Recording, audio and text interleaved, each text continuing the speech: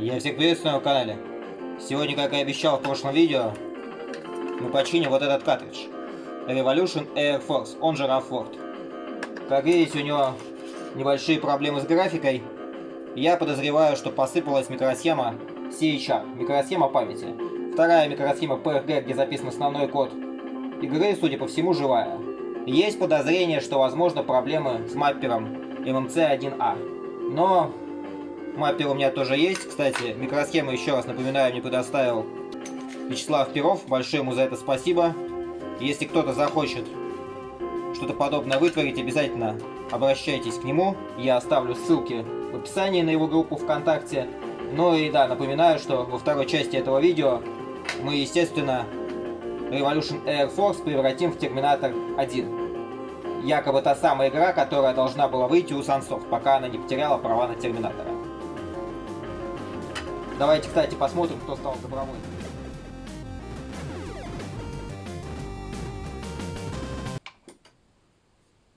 Добровольцем у нас стал Ninja Gaiden. Ну, у него был очень классный белый корпус. По сути, это не очень редкая игра. Поэтому я решил, что вполне можно его использовать для этих целей. Давайте последний раз посмотрим эту эпичную заставку. Она меня очень поразила, когда я ее видел еще, естественно, на пиратских картриджах. Вот такие чудеса творит маппер MMC1A. Ну или просто MMC1. Ну что ж, вот печальная музыка. Вот этим вот хитрым способом открываем картридж. Фамикомовские картриджи, вот такие классические, они достаточно легко вскрываются путем сдавливания. Я уже показывал это видео не раз. Ну и сейчас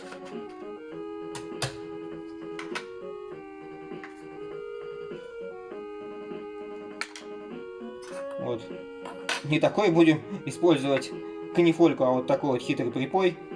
Сейчас мы намажем, да, вот эту микросхемку и аккуратно ее выпаем.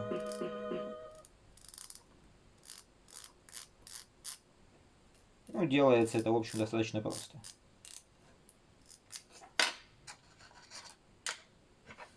При наличии навыка здесь у нас, я так покажу начало. Проверим, да, все у нас припой хватает. Ну а теперь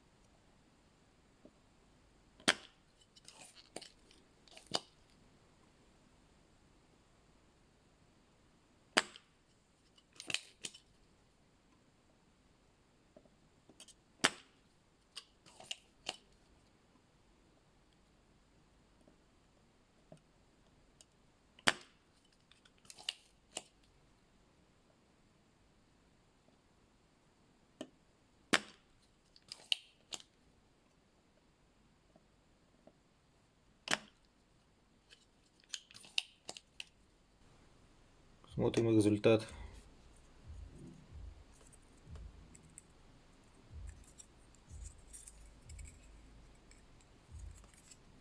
Ну, естественно, все так выглядит красиво, потому что я все зачистил. Вот так вот изымаем старую микросхему. Ну и вот наша новая. Вот такая у нас плата получилась.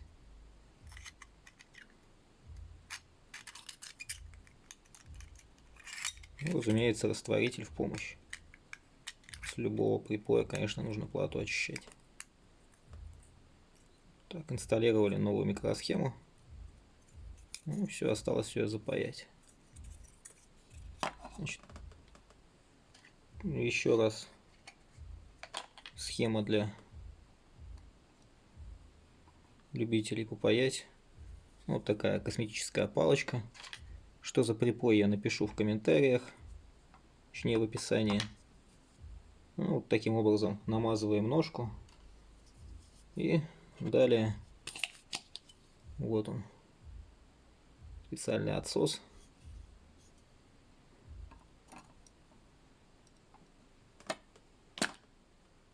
И вот так вот у нас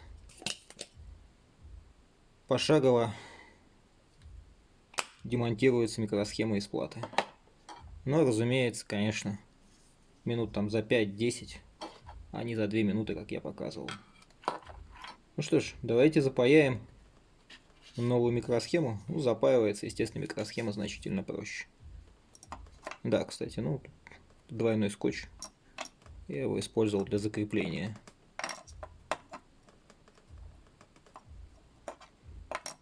Ножки микросхемы торчащие мешают, загнутые.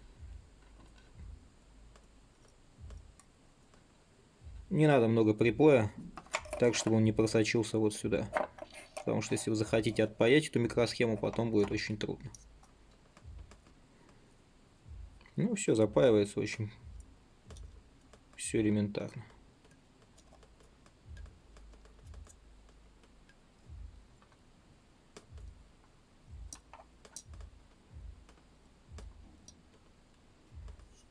Все. Сейчас будем проверять, соединив там пару перемычек, потому что вот эта микросхема одноразовая, а вот это, естественно, микросхема, которую можно перезаписать. Но она инсталируется немножко нестандартным образом, то есть нужно будет кинуть навесной монтаж. Сейчас проверим, как все это будет работать. Вот такой крокодил у нас получился с навесным монтажом, но иначе никак. Вставляем картридж в корпус.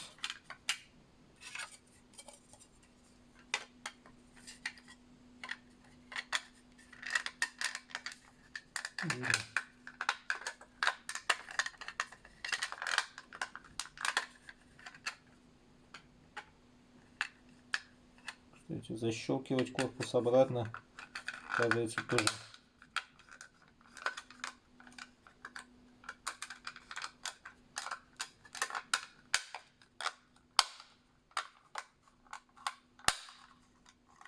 ну вот он, Revolution Air Force. Пытаемся запустить. Я еще не пробовал, не знаю, может Famicom взорвется, может что-то еще. Надеюсь, что нет. Так. Какой-то прогресс есть. Но очевидно, что далеко не все так, как я планировал. Да.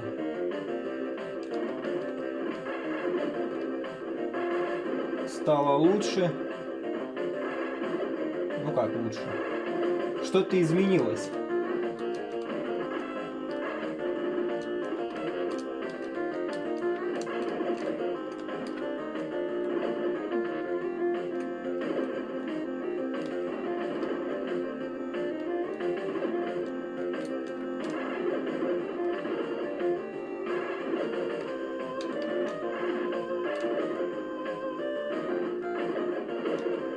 Но явно этого недостаточно.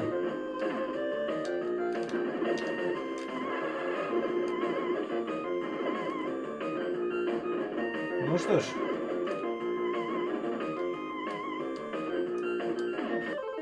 Продолжаем ремонт.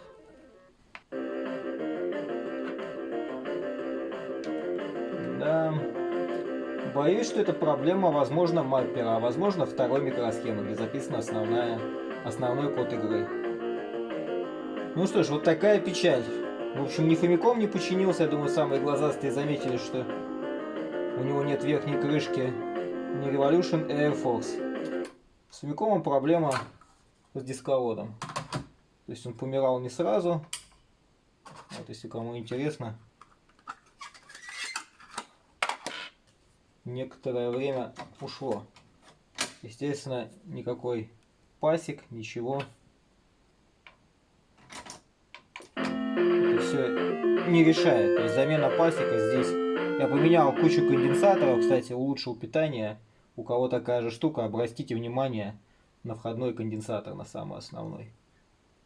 Вот. Но это, к сожалению, тоже не помогло. То есть вот кто знает. И вот эта вот заставка, вот сейчас вроде бы сработала. Видите? Сейчас он попросит, дайте ему, пожалуйста, вторую сторону. Но вполне может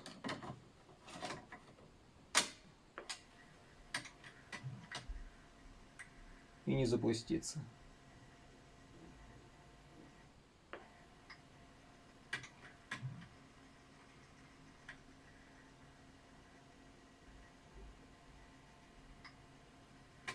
Ну и вот так вот. Проблема на самом деле не в приводе, а проблема в основной плате. Ну, как я понял. Там долго с ним возился и боюсь, что победить его так просто не получится. Видел видео на ютубе, там человек растянул это все на 2 серии, 3-ю серию он так и не снял. А вторая у него была 4 года назад. Но он, естественно, думал, как там победить банально чистками, посмотреть концевички, как ходят, все такое прочее. Естественно, все это не помогает. Здесь какая-то более серьезная проблема, потому что она возникает не постоянно, а ну, с какой-то периодичностью. И поймать этот баг очень трудно. Так что вот такая вот история. Ну что ж, с Revolution Air Force, наверное, не получится, но Ниндзю Гайдена мы в Терминатора все-таки превратим. А нет, смотрите, запустились грин-береты. Немного терпения. Давайте сыграем, раз уж так сложилось. Пока я болтал. Уберем этот назойливый или нет. Ну, каждый раз, когда он начинает тут двигать диск, это может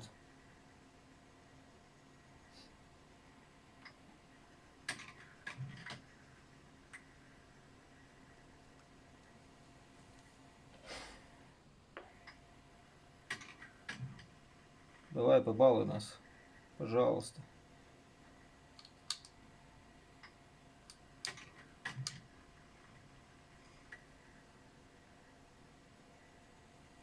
Я догадываюсь, что ну я, если запустится, сейчас подожду 5 минут. Склейку сделаем и посмотрим. Зеленых беретов из распаковочки, к сожалению, вряд ли.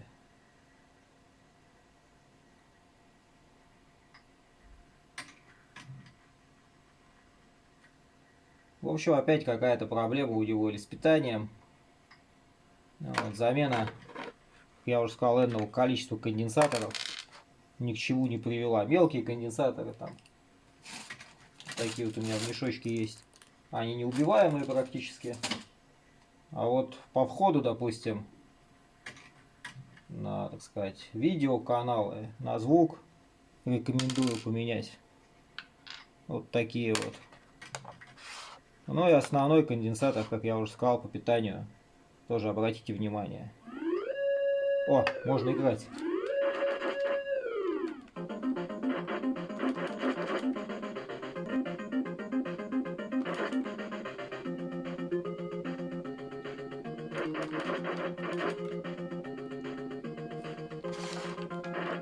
Здесь основное отличие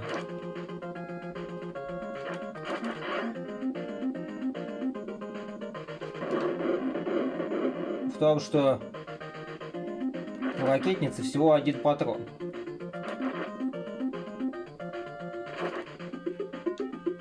Кстати, слушайте звук. На картридже такого звука нет.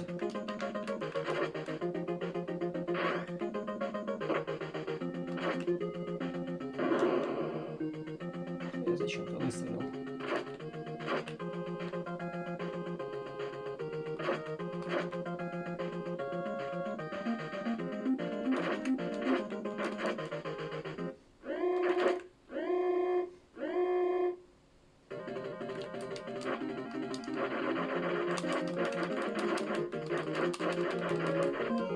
Вот смотрите, раз.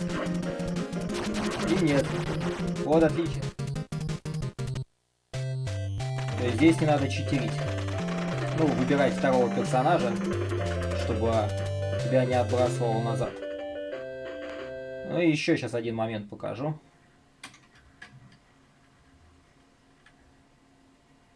Если, конечно, загрузится. Давай.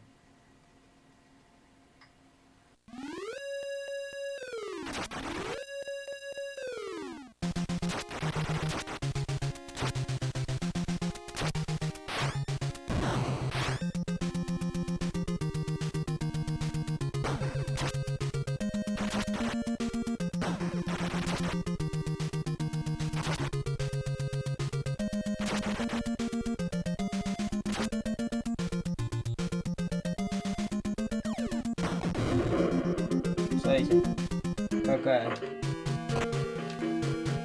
варп-зона у нас имеется, короче говоря. Так.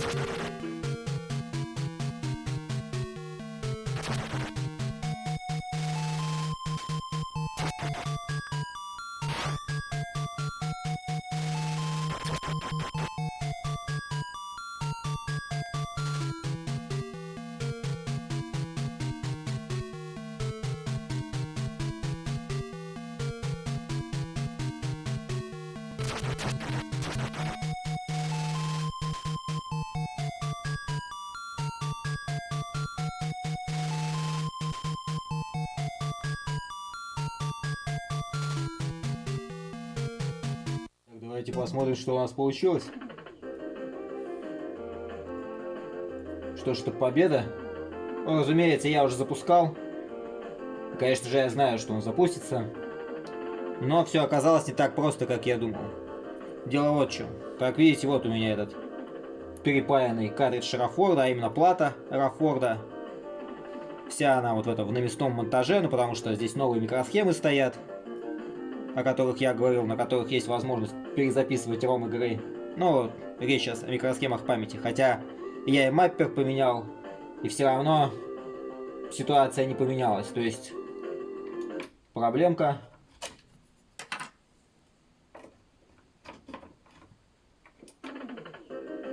Вот такая с графикой остается. Ну и внутри игры, разумеется, все то же самое, что вы видели. А вот он. Починенный картридж. Так вот сейчас выглядит, то есть без навесного монтажа. Но дело в том, что я просто заменил плату. То есть это плата Ninja Gaiden. Что Ninja Gaiden все равно пожертвовал свой кусочек, а именно свою плату, ну и свой корпус он отдаст Терминатору. Но в Терминатора мы, видимо, играть будем в следующий раз. Потому что, к сожалению, у меня просто банально не нашлось такой же платы, с такой архитектурой.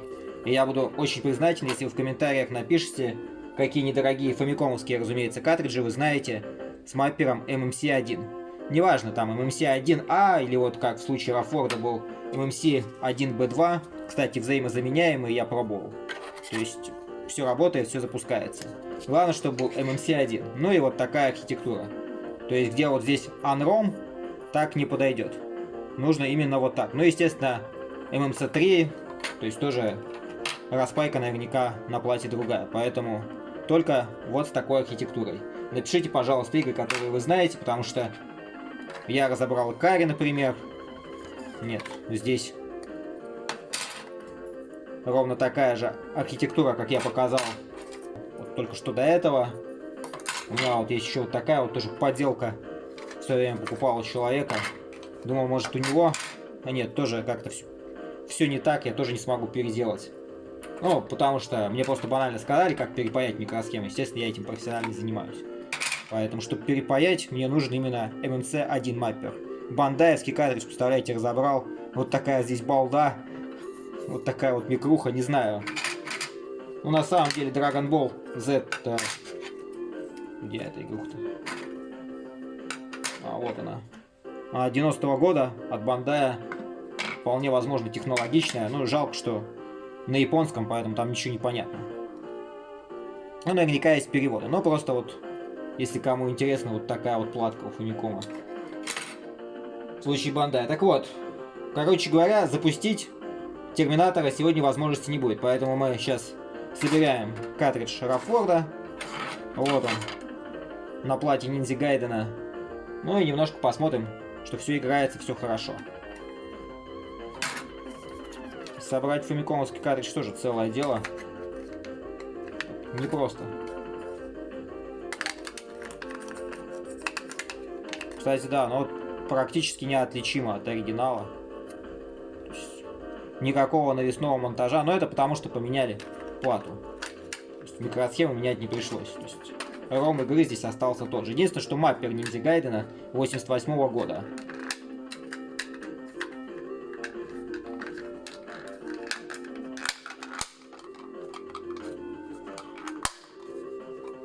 Вот он, Revolution Air Force. Journey to Sirius. По-моему, так называется.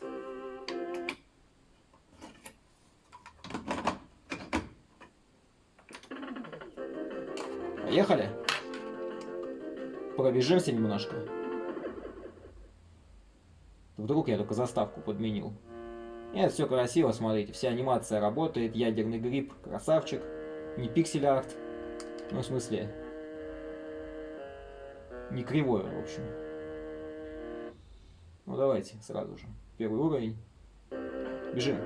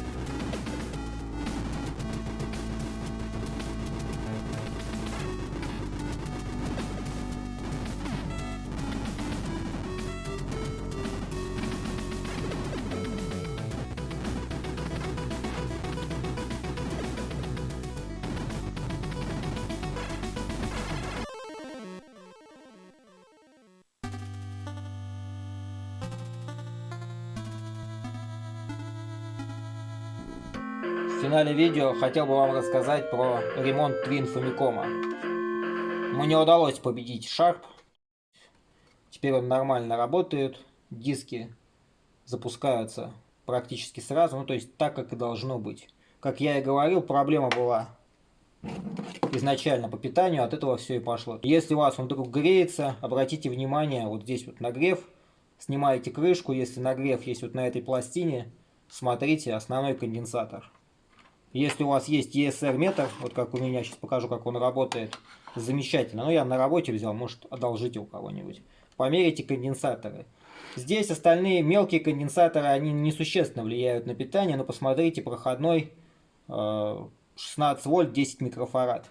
На него посмотрите, вот он здесь мелкий, к сожалению, этот конденсатор я выпаял из другой, более классной платы, ну точнее как, не менее классной платы, назовем так. Потому что в Чип и Дипе можно было купить вот этот. Вот он, японский конденсатор, которому 30 лет. И вот то, что предлагает сейчас Чип и Дипе. К сожалению, не уверен, что вот это вот долго проживет. Но сейчас все такое. Поэтому, если у вас есть какие-то старые платы, возьмите оттуда 2200 микрофарад. 16 вольт. Да, и это означает, что блок питания, который сюда подает питание, ну по амперам там смотрите сами. Я раньше использовал 12 вольт 1 ампер. Но сейчас у меня есть 8 вольт 2 ампера. Но, то есть 2 ампера вполне подойдет. А по вольтажу, ну, до 10 вольт, я думаю, легко. Конденсатор на 16 вольт, в принципе, поэтому и рассчитан. Вот здесь вот. Но изначально, конечно, предполагалось 7,6. Там по штату. Вот здесь вот Famicom все указано. Поэтому, если у вас есть заводское оригинальное устройство, питающее, то через какой-нибудь Robitrон запускайте. Итак, решил я проблему следующим образом. Как я уже сказал, что сначала была решена проблема с питанием, далее я перекопал все вот эти конденсаторы, всю мелочь тут, посмотрел, я видео прикреплю, человек, который также пытался здесь вот почистить, что-то там сделать, бессмысленно, здесь никакие чистки CD-привода вам не помогут, дело не в головке, дело не в читающем вот этом устройстве, не в подвижных частях, не в концевиках, здесь вот концевичок есть. Нет, дело все не в этом. Вот он, концевичок. Вот. Нет, дело не в нем, к сожалению. И есть еще такой момент, если кипятится одна вот из этих двух микросхем, по-моему, я честно не помню, то тоже есть смысл, как говорится, обратить внимание. То есть, если вы надумали покупать вот эту штуку, обратите внимание на нагрев. Снимаете крышку и дальше смотрите. Ну, можете вот так вот поиграть там картридж или если есть дискета, потому что это разные, я так понимаю, пометушки используются. Хотя в моем случае, как я уже сказал, что сначала я решил проблему с питанием, потом я перепаял все вот эти вот конденсаторы, но керамику бесполезно. То есть, например, вот у нас есть 104 конденсатор, ниже вот такого 104 бессмысленно что-либо с ними делать, ну, если они только не стали гвоздем. То есть, видите, он в номинале, ну, нет, соврал, 0,07, а должен быть 0,1. То есть 0,1 микрофарада. Но по факту, по сути, он нормальный. Большой конденсатор вот у нас, видите, немножко просевший. Вот, но, тем не менее, этого хватило. Вот, видимо, он состарился и что-то пропускал еще в моменте под нагрузкой. Конденсаторы, электролиты высыхают, но маленькие, например, в том же приводе, вот здесь вот, 100 микрофарад, 6,3 вольта. 4 штуки здесь. Я их всех поменял, но так, думаю, ну мало ли вдруг. Нет, бессмысленно менять. Я когда потом взял с работы ESR метр, оказалось, что они все живые. Также среди керамики я не нашел гвоздей. Они бывают высыхают или становятся гвоздями, но тоже ничего такого не было. Но, тем не менее, есть смысл посмотреть, пробежаться. Далее запускаете тест. Кто не знает, как это делается, это вот так вот зажимаем. На джойстике первом старт и селект и резет. О. Ну, видите, тест окей, все классно, все. Тест показывает нормально. Честно говоря, я не знал, как показывать ненормально, но тем не менее последовательность действий я вам указываю. И далее у меня все равно почему-то он быстро не стартовал. Не знаю, опять же, возможно, были какие-то проблемы с памятью. И пришлось поиграть. То есть, да, вот так вот не делайте. Я поиграл как раз в свой Рафлорд, который я чинил уже. И Видимо, каким-то образом все-таки повлияло это на память, потому что она или сыпется, или что-то с этой флеш-памятью происходит, и после у меня дискета стала запускаться абсолютно нормально. Но я думаю, что это все следствие того, что у нас изначально из-за неправильного питания здесь как раз все это вот повлияло на память, то есть микросхемы здесь стали кипятиться, но они не кипятились, но достаточно сильно нагревались. Давайте проверим, что все запускается. Сейчас не обманываю, вот береты. Это из не японских дисков, чтобы он нам на английском говорил, а не иероглифы писал. То есть вот он сразу должен, после первого же движения, должен показывать заставку Nintendo, копирайт или что-то еще, и требовать сторону B. И точно так же, сейчас, когда будет загрузка, он должен очень быстро с загрузки перейти в режим работы. Буквально одно-два движения головки. Если больше, если он висит минуту, то считайте, все это на подходе. Все, видите, запустился, так что будем теперь обязательно, я думаю, снять несколько видео с играми, которые на FDS были. Те же Green Beret. Ну, я вот уже рассказывал немножко про них, что достаточно классная игра, отличается от той, что была на картридже. Вот от этой игрушки здесь есть отличия. Я показывал здесь, соответственно, есть звук при прыжке, то есть, как солдатик топает. Плюс не нужно изначально читерить, выбирать, если играете один, второго игрока, чтобы вас при том, когда вы проигрываете, вас не отбрасывало назад. То есть, ну, все то, о чем я, в общем-то, говорил ранее. Вот раз, и я здесь, смотрите, хопа, и появился. Ну, то есть, кто не смотрел видео сначала, вот так. Все работает. Так что теперь будем играть. Кому понравилось видео, подписывайтесь на канал. Я думаю, у нас будут еще ремонты всякой техники. Ну, я, конечно, не специализируюсь на этом. По крайней мере, это даже не мое хобби. Но, тем не менее, поскольку я когда-то был инженером, могу использовать свои навыки. Так что, если что-то еще сломается, обязательно починю. Вот я сейчас просто смотрю, но мне кажется, что да. Даже изображение стало лучше, поэтому обязательно посмотрите 220 и 470 конденсаторы, которые на тюльпанчике идут, потому что они также немного, но проседают. И от этого тоже у вас качество сигнала ухудшается. Все, со всеми прощаюсь. Всем, кому понравилось, ставьте лайки. До новых встреч. Пока.